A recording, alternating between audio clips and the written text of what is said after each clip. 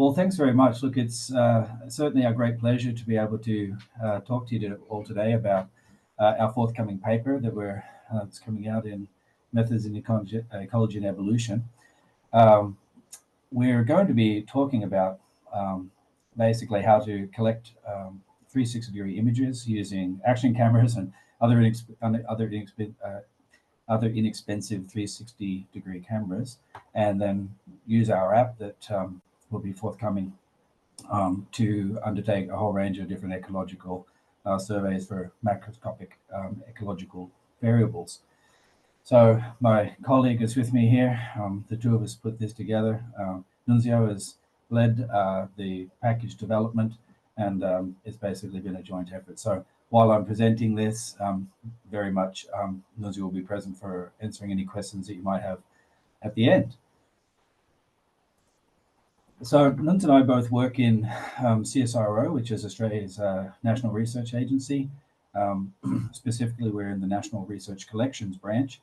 The collections, we have large collections of plant specimens, also insects, wildlife, tree seeds, fish, and algae.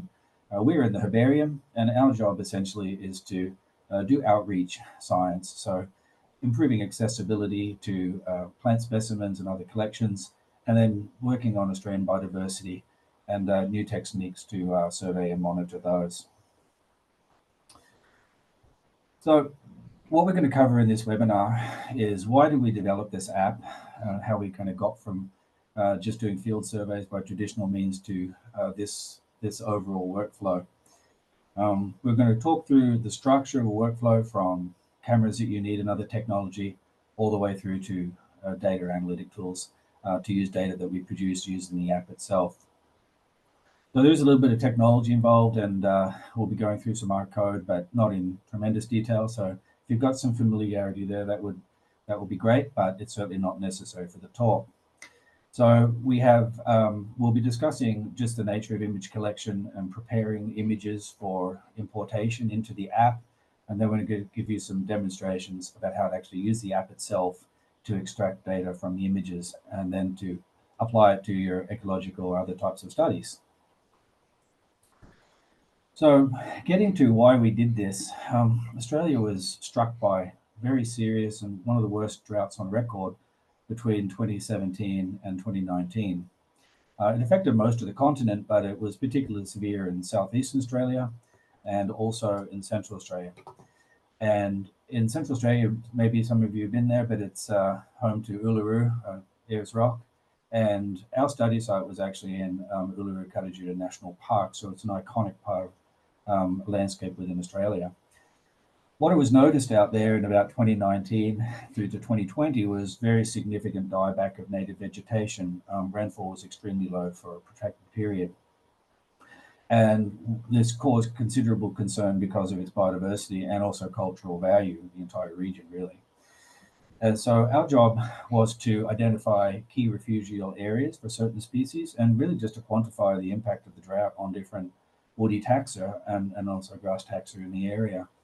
What we were faced with immediately, though, was the challenge of the site being extremely large. It's 1,300 square kilometers, very complicated and complex soils and topography, and also a lot of different species which had patchy mortality, and that mortality was very much species dependent.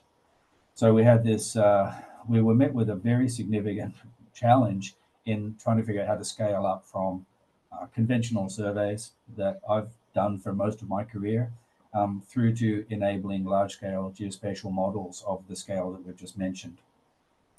So normally, I mean, I've been doing this for a long time, and the first thing I thought was, well, we would go into the field, we would lay out some plots and some transects and try to sample as much of the landscape as possible.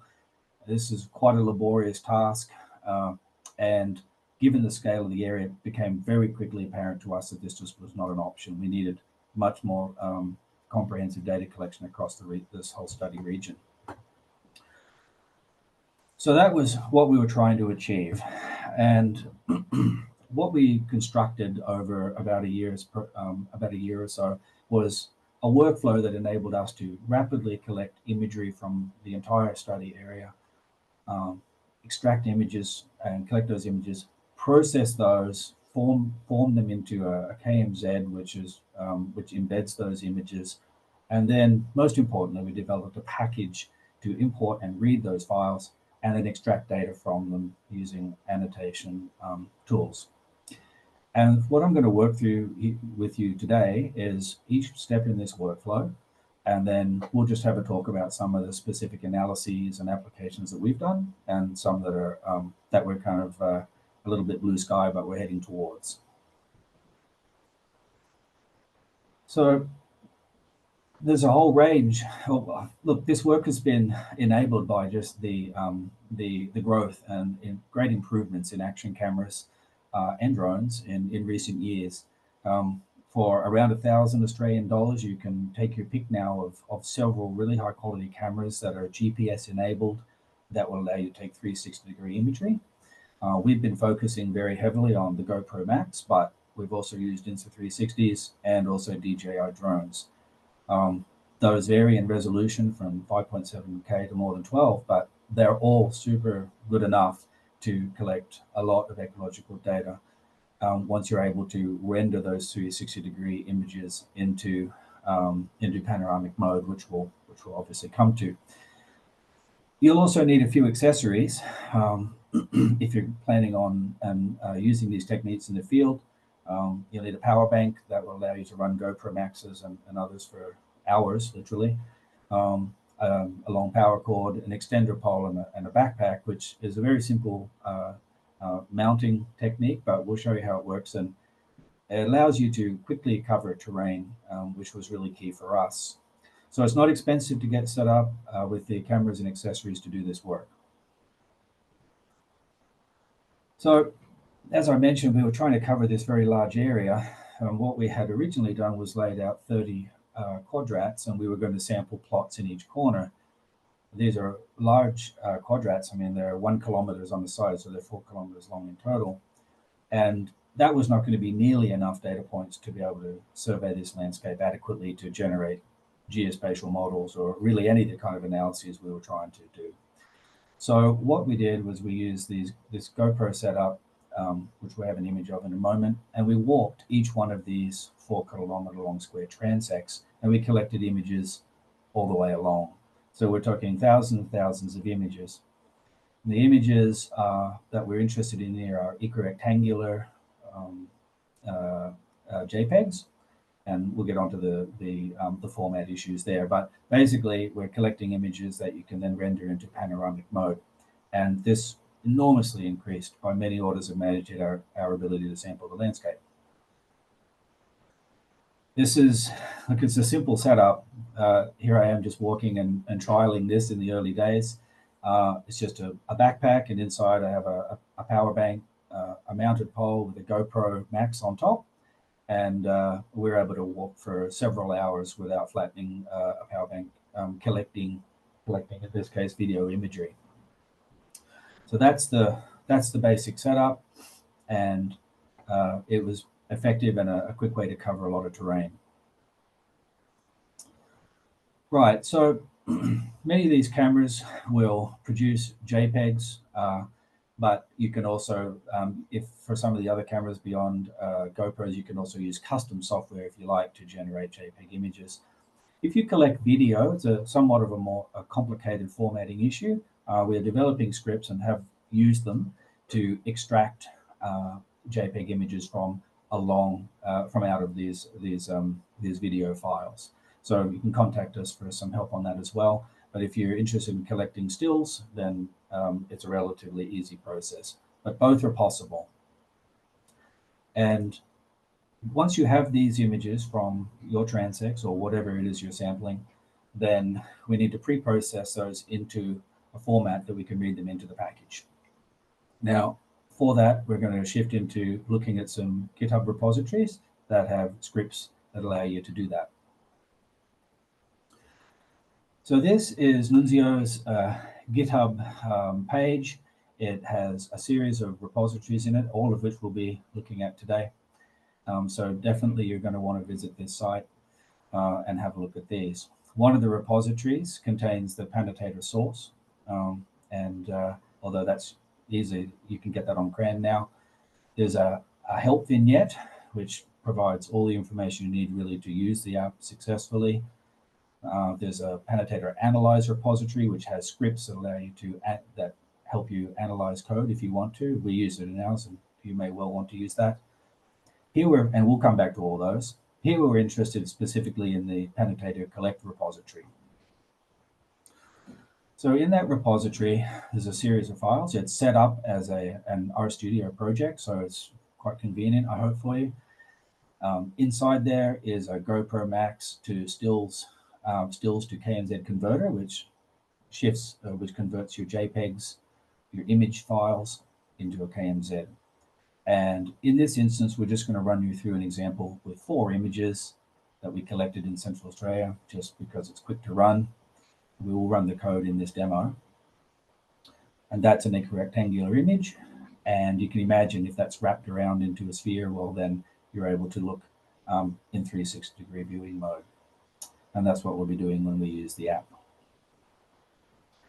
If you want to download this, you can just do it using Git if you like. That's an option. What we're going to just run through here, though, is we're going to download the zip folder containing all the files, and then we'll extract them. So we'll just go through that process. Either one will be completely fine. It's quite convenient. So we're just downloading this. And now we'll extract the files.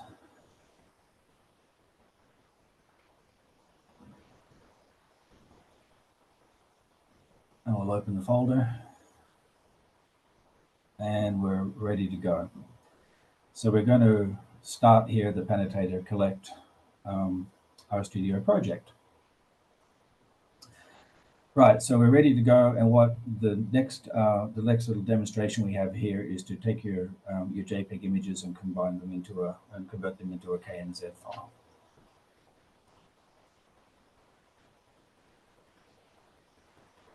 All right, so we're opening this RStudio project, and as you can see, the project is there. Now this is important. There are 2 files. There are quarto documents, which are just markdown files essentially, and there's 2 here. One of them is mostly set up for the GoPro Max, but if you want to use other JPEGs, well, then you can use this JPEG stills to KMZ converter. And we're just going to work through that, an example of that. It's really quite straightforward. I mean, there's a lot of code, but it's a fairly simple procedure. So in this document, there's a review at the top. Mini review just tells you what it's all about. Make sure you run each code chunk in order, otherwise you'll have problems.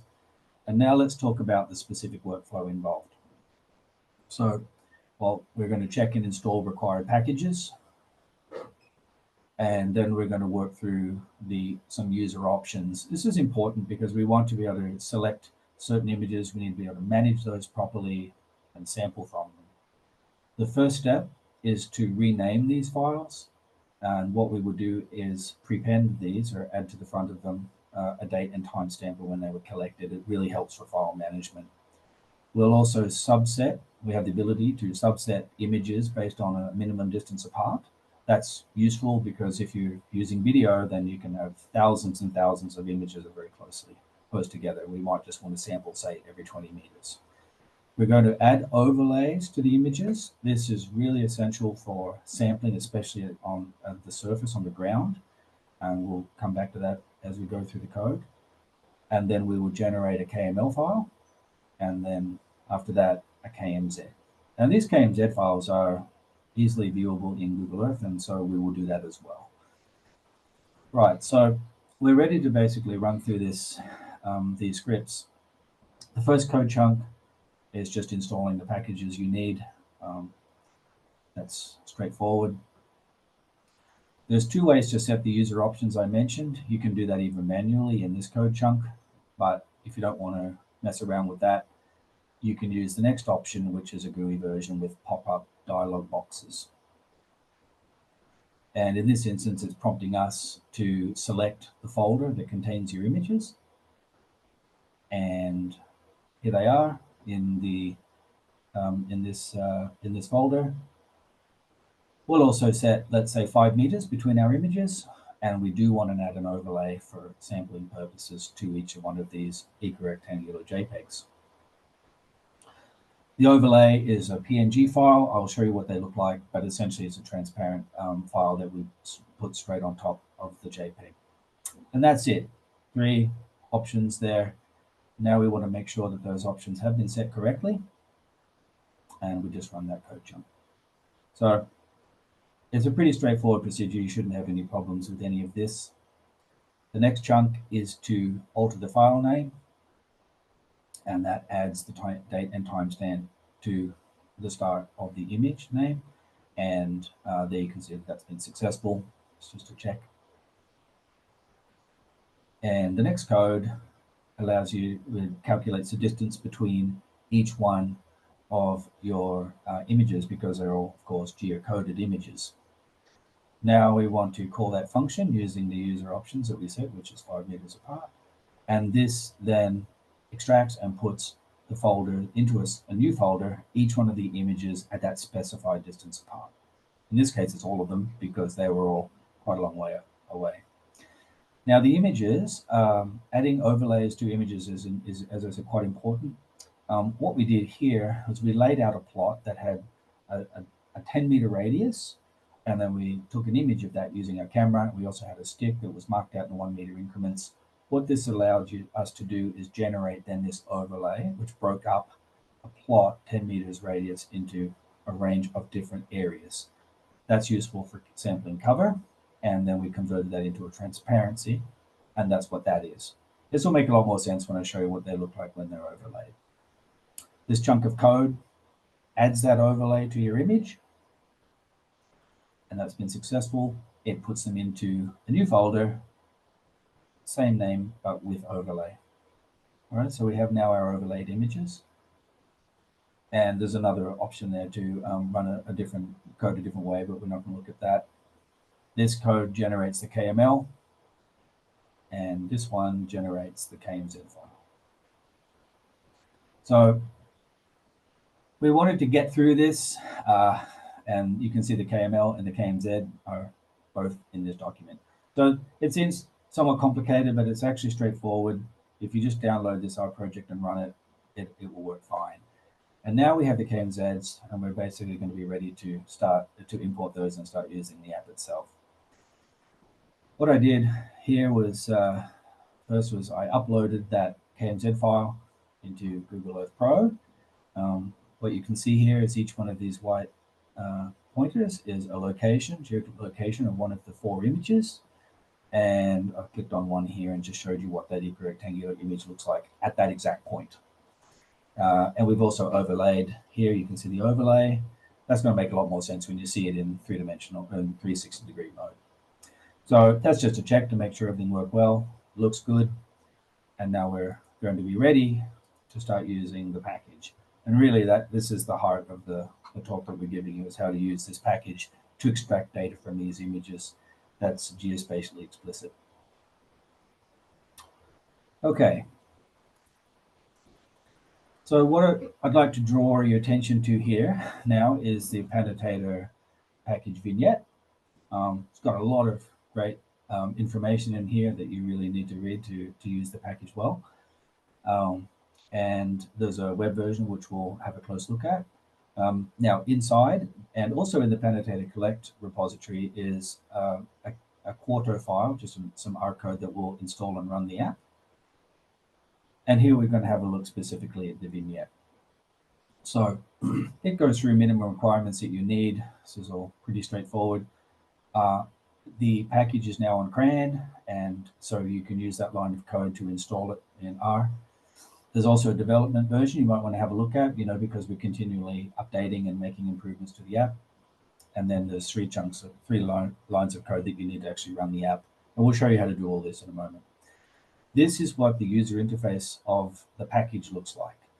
So it has 3 panels: an annotation panel that you use to select usernames, change settings, attach help files, and also do the annotation. It has a mapping panel that extracts and shows you where each one of the images in the KMZ file is geospatially. and it has a bunch of tools that you can use to do annotations. And then there's an image panel in which you can actually simultaneously view the image in 360-degree or panoramic mode. So by using those three panels kind of simultaneously, it helps you kind of have an immersive experience in extracting data from the landscape. We'll just show you initially some of the basic setups and configurations you do. It is important to actually look at these because it helps you have these are essential to set the initial, set up the package initially. There's a number of settings for the mapping panel and general layout. These are mostly just visual changes to the app and the way that it looks. And also you can select usernames in there. We're going to come back to this. And there's also a lookups tab, and that's where you upload the specific drop-down menus that you want to annotate or that you want to use to score images. I've just included two here. One of them is a username lookup, which you can just add different usernames, and you can select these from a drop-down menu. The other one contains a list of species that we might want to put markers on our images. So when we do our demo, we'll go into that in some more detail. Now, we'll now be installing and running, just show you how to install and run the app itself. Here we are in RStudio. Now, you can run this install packages code if you like, or you can just go to tools, install packages, and if you type in pannotator, you'll find it. So we're not going to install it now, obviously, because we already have it installed, but that's how you go about that, just like any other library. Now, to run the pack, it's actually launched in a browser, so you just need these 3 lines of code. As I said, they're all in the vignette, and then you run the app. So we're going to run that, and we're going to launch the app. Okay, and it launches in a browser. You can see Pannotator at the top, the Pannotator tab, and we're ready to configure the app and get started with annotations. So we have several short little videos that go through that process. Now, obviously, when you're setting up a project like this, this is a Shiny app, by the way, and what you want to do is configure it and customize it for your own sampling purposes, or your own annotation purposes. As I mentioned, there's a series of settings that you can apply. The one that we're interested in here is adding a username drop-down menu. That's where you do that. That's just, as I said, that's a CSV file that you upload. Here, we're uploading a lookup CSV, which had the same structure as I showed you before, and it's just a list of species. And then we're going to name that vegetation. So we have about 10 or 15 species in that drop-down menu. And we can also attach a help file. And I'll show you how to use these drop-downs in a moment. We have 4 drop-downs that we've actually added just for this demo. And there's a little bit of information there about the software itself. So let's pick a username. It's nice to have multiple username capability because you might want to compare scores by different people. If you're confused about how to do any of this, there's help buttons, various points in the app that you can click on. This one here explains how to use a browse button to load and extract the KMZ file with the images embedded. So we're just going to do that. We've set one up. It's got a slightly larger number of images embedded. And so the GUI is now launched.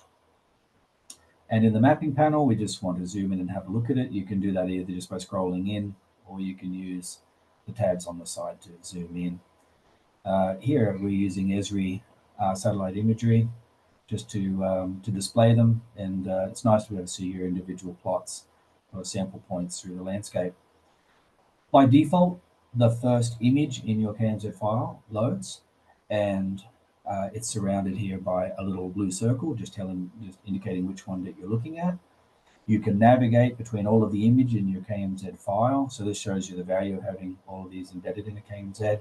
And then you can look around in 360-degree mode in the image panel by scrolling.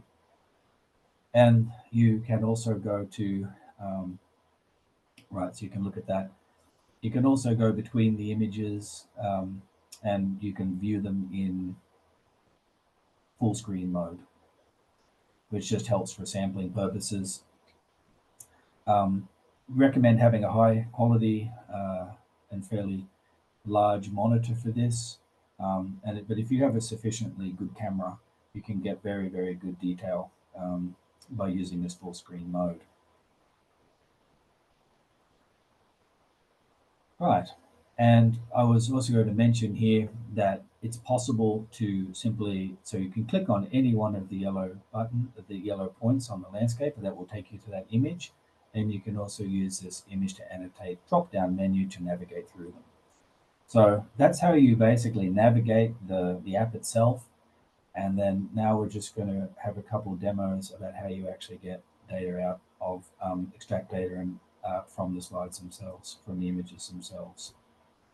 So in this example, we're just looking around the landscape. That's Cartajuda in the background. First of all, we might want to add some data to the specific point where the image was taken. That's called a whole image annotation. If you click on the whole image annotation tab, that will open. An ID will be created, and this is the ID for the specific annotation. Once you've got that, you can then add data from each of your drop-down menus. Now, each of these is, as I said, it was a CSV file that we've already uploaded in the annotation panel. Here, I'm just going to, we're just mucking around, but we're just going to add some information here. We've got some other grasses in this plot. It's not spinifex, it's some other ephemeral grasses. Now we're going to add, say, we're going to estimate that there's perhaps 11 to 20% cover of those grasses. And we're also going to look about, and doesn't seem like any evidence of fire. These are just examples. You can customize these completely, but in this case, we're just taking vegetation and some fire history from the site. So that's done, and now we've hidden that, collapsed down that annotation, and now we're wanting to say, add some information about these plants over here. This was actually a big focus of what we were trying to achieve in this study, that we and future work is to look at the impact on those. Now you can actually see those plants in the satellite image. So what we're doing here is just putting a rectangle around those. That's called a polygon map, as opposed to a whole image annotation. Now each one of these specific annotations, depending on its, if it's a polygon versus a point, has a separate icon, and also has obviously a separate ID based on timestamp. Here, this is mulga, species called mulga, Acacia neura, and we're estimating its dieback as being very low, and don't see much evidence of fire around there. So now we have two annotations based on this image, and you can also, we were also looking at this, you can make out individual trees,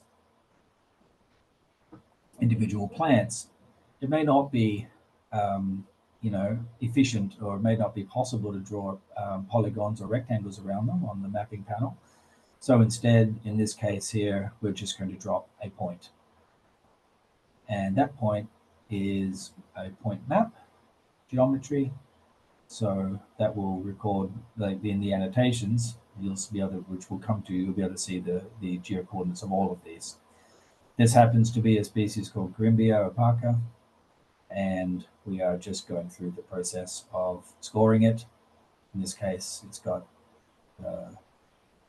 low dieback. It's quite a healthy tree. Now, you might also want to, so those are three different types of annotating if you want to use the mapping panel. It's also possible to add multiple annotations to the image itself. We did this especially for estimating cover of different taxa within that plot. As you can see here also, when we have that overlay rendered into panoramic mode, it now makes a circle, and you can see 5 and 25 and 1% increments. So it's useful for estimating cover. Here, all I've just done is added the percent area of bare soil in that plot as a quick estimate. Don't see much evidence of fire in there again. So now we have 4 annotations, and we might want to export those. But I was just looking through this plot a while ago and noticed as we were scrolling around that there was another species in there that I wasn't familiar with. We're just going to go back to that one. Right, So it's a little far away. It's a little bit difficult to make out, and also don't know exactly what that species is. So what we're just trying to demonstrate here is that if you can drop a point marker on there, and we can use, we don't know what species it is, let's say. This is going to be often the case if you have technical support or something helping, and this is where you might use a help file. So for each drop-down menu, you can customize a PDF help file, and in this case we have a series of images, many of them of which we actually cropped using the app itself, and we were able to identify the taxa. So that's basically how you extract data from these images using the mapping, the mapping panel and the tools there. There's another function though, which is equally useful, I think. In the image panel, you can switch to a drawing mode, and that renders it into equirectangular format. Now, this was a suggestion made by one of the reviewers that we incorporated into the package. It allows you to take snips or patches of the larger image and export them. And you can imagine that this would be very useful for constructing help files, say, but also for object detection, AI, ML-based or deep learning-based image classification, and so on. In that case, we drew a polygon around it. I wasn't very satisfied with that. And so we decided to put a rectangle around it. Now, when that's exported, it's what the coordinates, the geometry that's exported is actually the pixel locations within the larger equirectangular JPEG. Okay, so that's what's happening there. So if you click that and you click the export button, you can select the folder in which to put it, and you're ready to go. So we'll show you what these exports look like in a moment. And it was successful. So that's how the app works as far, and you can also annotate by adding point markers as well to any location which in the actual 360-degree image itself. So hopefully that is an additional useful tool. All right. Now let's have a look at the actual how to export mapping panel data and what that data looks like. So above the annotations themselves, you can see an export all records. Let's go ahead and do that. Now that's automatically saved. Every time you actually do an action, it's automatically saved. There isn't really a save button. We've selected in a folder, the demo files folder here, and we've exported out now those annotations. So let's just have a look. They are exported as a CSV file, and the fields are the username. Now, obviously, if you've got multiple users, it's helpful to compare them. An ID, which I showed you, the image file that it comes from, the feature type, as I said, a whole image or a polygon or a point, the specific geometry, which is obviously important for geospatial modeling, and then the 4 variables that we've scored using drop-down menus. I should point out, make sure that you put an NA at the very top of those in case otherwise you can mess up your annotations. That's what the exported patch or cropped image looks like. You can have a border around it or not. That's customizable in the settings. And so those are the 2 forms of data that currently you can get out of the app.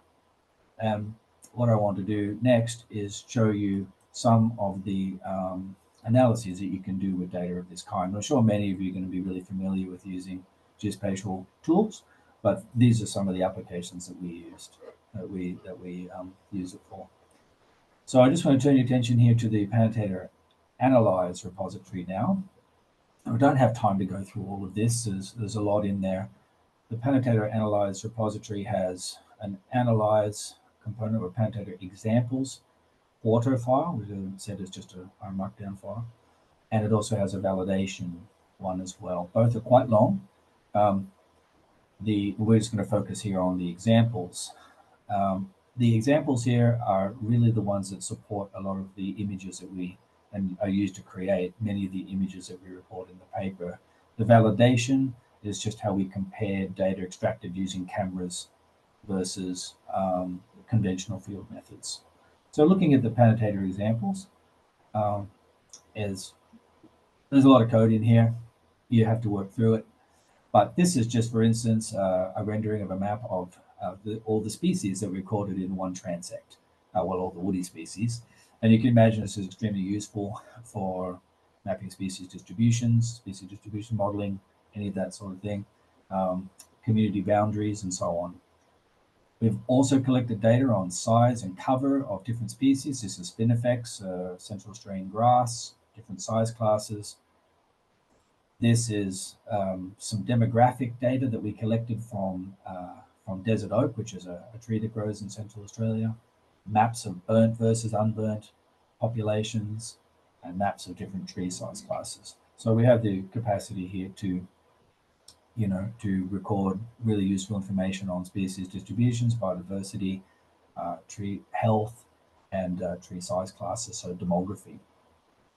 Those are some of the key use cases that we've used, and let's just have a look at those in a little bit more detail.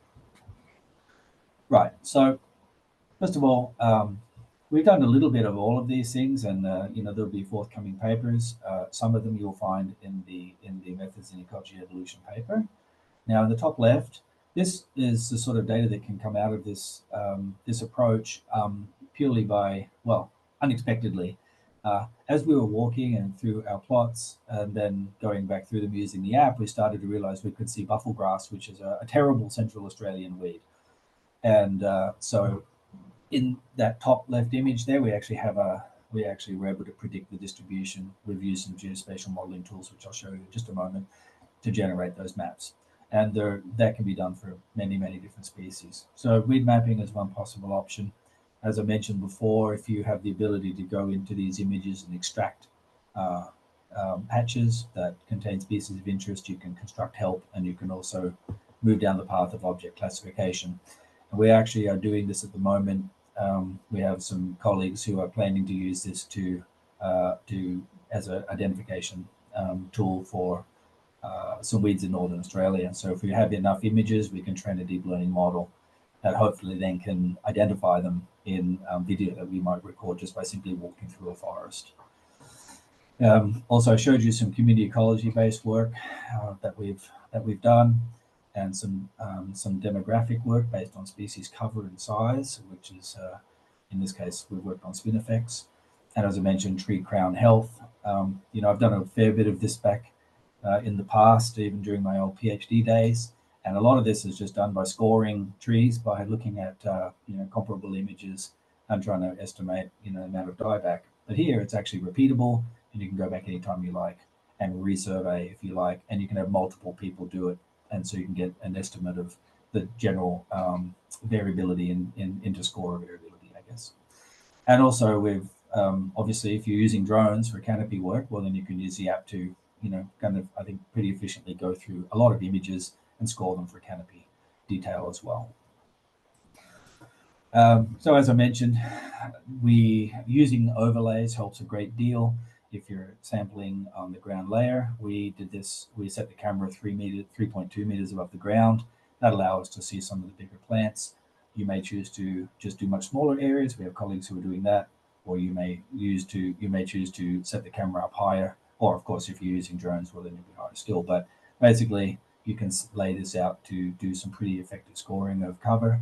We used ImageJ to get some really good quantitative estimates of cover this way.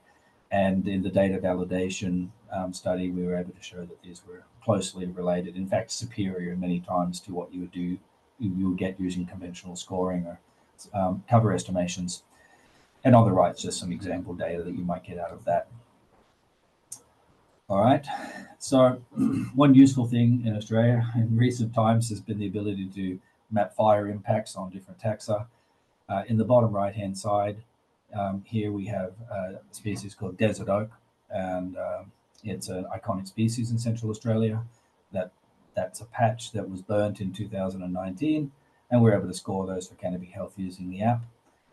And on the left-hand side here, this panel shows the health of each tree that we identified within our transect and we marked, ranging from 0, which was basically dead, through to 90% or so, which is essentially completely healthy. And so this is just an interesting use of large-scale correlation between environmental drivers and, say, in this case, plant health. This is the part of the work I've been focusing on quite a bit lately, quite excited about, is that I was going through and scoring each one of our 30 plots. It took several weeks for me to do this, but we ended up with something in the order of 5,000 polygons containing geometries, species, and the impact of drought.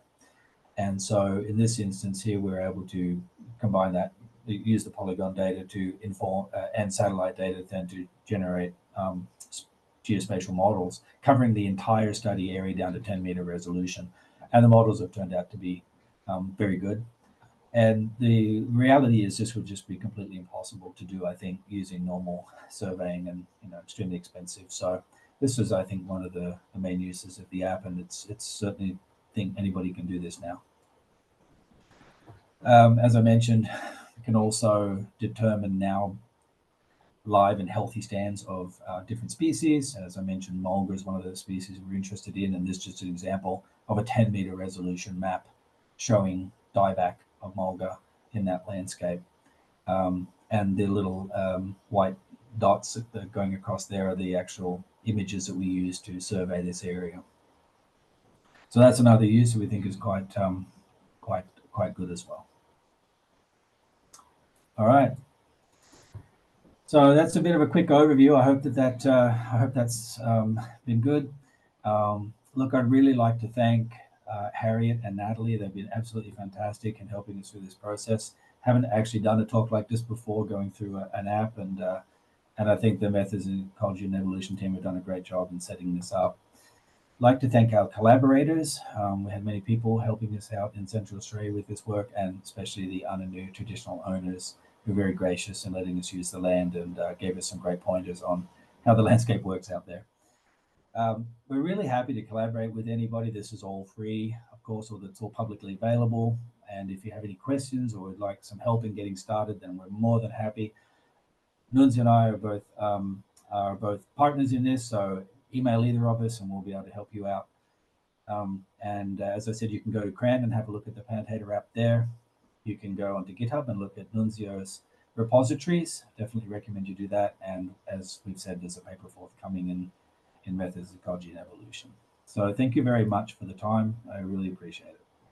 Excellent. Thank you so much. That was great. That was really exciting. So we have a couple of questions. I'll just start off with my question. So in the workflow, what do you think is the most challenging bit? Like, what's the bit that's going to cause people the most trouble? Using the app is pretty easy, I think, pretty intuitive. The analytical scripts and tools can be challenging, if you're not familiar with that. But if you're good at our coding and you've got some knowledge there, you'll have no trouble. Honestly, it's actually some of the pre-processing steps. But Nunz, what did you weigh in on this? It's quite challenging. Of everything that you want to do, converting from video format into equirectangular JPEGs then is a bit challenging, especially when you're using different camera types. But do you want to mention something about that? Yeah. I suppose it's a trade-off, right? With the video, the thing about video is it's really easy to collect, but then you collect loads of data and then you have to do something with it. So it's a bit of a trade-off. It's quick to collect, but then you've got a headache to process, versus the stills are really quite easy to collect, but they're a bit more fiddly, right? Because you can imagine if you wanted to do what we did, walking a kilometre and taking a photo every 20 metres, you've got to stop, you've got to press the button and wait for it to capture. So it just takes a lot more time to do that. But then if you do that, then you don't have super easy at the other end. So it's we have some collaborators who are doing that. They're going out and they're taking images of trees, and they're taking a still at each tree, and then they're setting up an overlay potentially to score, cone counts and things like that. So, but what I would say is that this is the repositories, the Pannotator Collect repository in particular, is a rapidly evolving space. And we do have working prototypes of scripts that will convert, Nunzio has written these, scripts that convert video into stills. And those will be forthcoming soon. So essentially, look, there's some challenges around that, which I think we've streamlined pretty well. But overall, this is really an accessible technique that anybody can use. And we have plans to do support all the cameras, so it's not just one house. You know, it's not GoPro. We've got the Insta360s where DJI are actually apparently releasing a 360 camera soon as well. So it's definitely we're expanding that. And if you're using DJI drones, then you can just use the images that are that's just the output to JPEGs, the output format. So it's very straightforward. Sweet. Cool. Okay, a question from Andre who says, thanks for the great talk. Is the direction of view in the 360 image also represented in the map for orientation? It can be, depending on the type of camera. So why don't you talk to that, Nuns? With GoPros, it's complicated. So if it's enabled, then the app has the capacity to show it. We didn't in the GoPro images though. It's a bit more tricky with GoPros. So So you with the Pannotator plugin, which actually shows, will display the compass bearing, but as you imagine, when you're taking a video, you need to know which way you're going. So any particular image can be facing any which way. So that's why it's a bit tricky when you're doing it from video. There is a metadata that basically needs to be encoded to show that. So you need a bearing metadata attached to the images. We have a process to do that, but with the GoPros, which I didn't realize until we started actually collating the video, it starts from 0 where you face the video whichever direction. So you need when you first turn it on, and then it gives you a bearing from that. So there's a calibration that needs to be done, but you can do it, and the software will display it if it's embedded into the images. So what we actually ended up doing with these was we were walking in this compass direction often that we knew, and so we knew which way we were oriented. So short answer, if it's encoded in the image metadata, the app will show it. Otherwise, you might have to get creative. Okay, excellent, thanks. And then Anka says, again, thanks for the excellent talk. You mentioned estimating vegetation cover values with other imaging software. Has this been done beforehand and then entered into Pannotator manually, or is there also an automated way? Right. It's not automated yet, but it could be done. We haven't.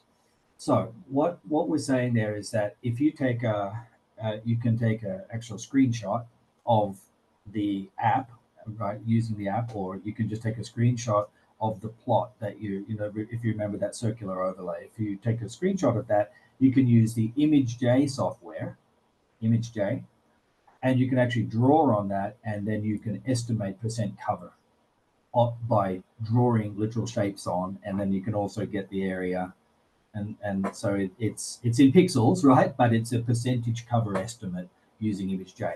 Now you don't have to use that; you can just estimate cover, and like you would using conventional field survey techniques. That's why we were not actually originally going to use ImageJ. We just were going to estimate cover like you would visually. So if you recall the circular plots, they actually have 25% increments as well as 5% and 1%. You'll find that you can get very, quite accurate just using that alone. What we did was we took a subset of images of different covers, we drew them in ImageJ, and then we made help files. So as a visual estimate. So that's how we did that. The dream, which you've exactly put your finger on, is to be basically able to take those images using the app and then feed them into some process which will just estimate cover based on pixel value of some kind. But we're not there yet. But as far as just estimating cover, it certainly is as good as you can do in the field just visually, unless you're using line intercept sampling or some very intensive method like that. But of course, you can get just vastly more data than you could in the field. Also, I'll just say that if you have a look at the validation work that we did for the paper and for the reviewers, you'll find that there's really not a lot of bias between field scoring using these techniques, and in fact, and camera scores. And in fact, you'll find that in many cases you actually get better results. The reason being is, of course, you can scroll around, you can see all the plot, and if you're standing in the grass and trying to figure it out yourself, sometimes you can. It's just a little bit harder to actually honestly make the estimates. I will say that the one challenge that you face in any study and with any camera-based work is that the resolution really matters. And so if you're too far away and you have species that look virtually identical, different grass taxa, or in Australia, one of the many shrubs that all look alike, or apomictic races of things, well, you're going to have the camera closer to those, or use the highest resolution cameras that you can. So, we talk about this in a little bit in the paper, but just make sure that you're just thinking about customizing your sampling design in the landscape in order to get the most out of the images. Excellent. Did anyone else have any questions? I'll give people a couple of seconds to write stuff up. I guess I can ask another very silly question. So this is obviously plants. Do you think you could use it for doing something like counting cane toads? You can use it for anything you can take an image of. That's it. I mean, and as we were working through this process, we're both, well, I'm an ecologist, and Nuns I'm a botanist. Nuns is a botanist with a lot of with a lot of great coding skills and analytical abilities. And so the natural place for us to put this out and to sort of get this working is really in the ecological space, right? And hence methods in ecology and evolution. The reality is you can use the app for anything, any kind of study, landscape, geomorphology. If you can see it and you can score it, then you can use the app to do it. So in the longer term, I would actually imagine the uptake it could be for people doing a street. I mean, it's like having a Google Street View, isn't it? If you think about it. So I imagine that people may use it for scoring buildings or roadsides, or I don't know what the possible applications are. I haven't really thought about it to that extent, but yeah, essentially, you just you're taking a visual permanent record of what you can see, and then you're converting that into data using the app. So there's a lot of potential there. Yeah, that's one of the other things we didn't mention, but obviously the temporal aspect. So you have the ability to now go back and do that again and again every year, or 6 years, or 2 months, or whatever. So longitudinal studies are suddenly a lot easier. And I think that's been, obviously there's been photography-based studies in the past, but the ability to repeatedly walk long transects and then go back to the comfort of your air-conditioned lab and extract data over different time intervals is nice. So, okay, we were that's amazing. We were motivated by that when it was 40 degrees out there. Yeah, I can see that. No, I think that's a really great place to end on, because yeah, we can use it for anything, which is really exciting. Thank you again so much for doing this. This is great, and I'm really excited to read the paper. Lots of people posting in the chat now saying thank you so much and saying it was a really slick walkthrough. So good job. Yes. And yeah, so thanks for coming along to Methods Live. And if anybody here does have a paper with us and wants to do one of these, please let us know. Otherwise, see you on the next one. Thank you, Natalie. Thanks.